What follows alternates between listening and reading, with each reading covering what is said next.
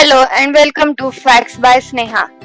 आज पुण्य श्लोक अहिल्याबाई होळकर जी की जयंती है। उनकी जयंती के अवसर पर देखते हैं उनके जीवन के बारे में और उनके कार्यों के बारे में कुछ। तो चलो शुरू करते हैं आज का ये वीडियो। अहिल्याबाई मराठा साम्राज्य की प्रसिद्ध महारानी तथा सूबेदार मल्हारराव होळकर के पुत्र खांडेराव की धर्मपत्नी थी। अहिल्याबाई जी का जन्म 31 मई 1725 में महाराष्ट्र के अहमदनगर जिले के चौंडी गांव में हुआ। चौंडी गांव के पाटिल मानकोजी शिंदे की वो पुत्री थी। 9-10 साल की आयु में ही उनका विवाह हुआ। अहिल्याबाई जी का जीवन संघर्ष और क्रांतियों से भरा हुआ था। बचपन में ही उन्हें पढ़ाई के लिए अपने परिवार से लड़ना पड़ा, लेकिन यह लड़ाई उन्होंने बौद्धिकता से जीत ली। वे 29 वर्ष की अवस्था में विधवा हो गई। पति के निधन के बाद वो सती जाना चाहती थी, लेकिन उनके ससुर मल्हारराव जी ने उन्हें समझाया। फिर पिता समान ससुर नहीं रहे।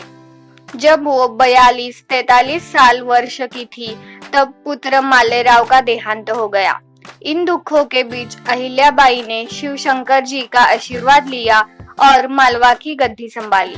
उन्होंने माहेश्वर को राजधानी बनाकर शासन किया। ये अब हम देखते हैं अहिल्याबाई ने कैसे बिना लड़े युद्ध जीता। आसपास के राजाओं को अहिल्याबाई का शासन करना पसंद नहीं आया। इनमें ही एक थे रघोबा पेशवा।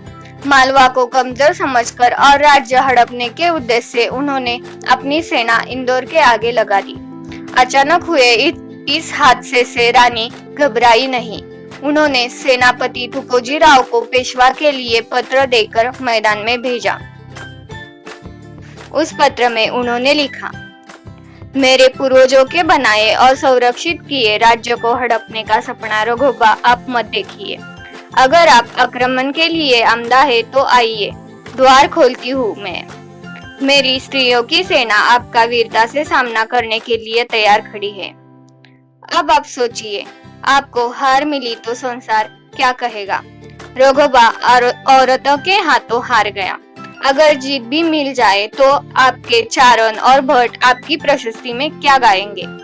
रघोबा सेना लेकर आया, एक विधवा और पुत्र शोक में आकुल एक महिला को हराने, ताकि अपना लालच पूरा कर सके। पेशवाई कैसे मुंह दिखाएगी। रघोबा को ऐसे किसी जवाब की उम्मीद नहीं थी।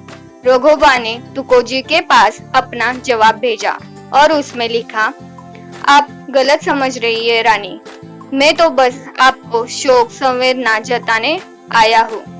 तब रानी ने कहा, ठीक है आइए, लेकिन सेना लेकर नहीं, खुली पालकी में बैठकर आना, मैं खुद आपका स्वागत करूंगी।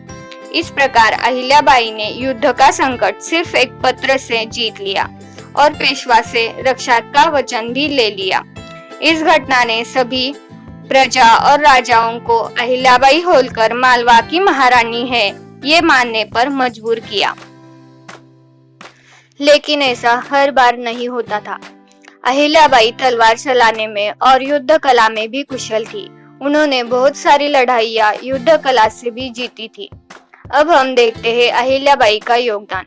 अहिल्याबाई ने पूरे भारत भर के प्रसिद्ध तीर्थों और स्थानों में मंदिर बनवाए, घाट बनवाए, कुओं और बावड़ियों का निर्माण किया, मार्ग बनवाए, भूखों के लिए अन्न क्षेत्र खोले, प्यासों के लिए प्याऊ बिठलाई, मंदिरों में विद्वानों की नियुक्ति, शास्त्रों के मनन चिंतन और प्रवचन हेतु की।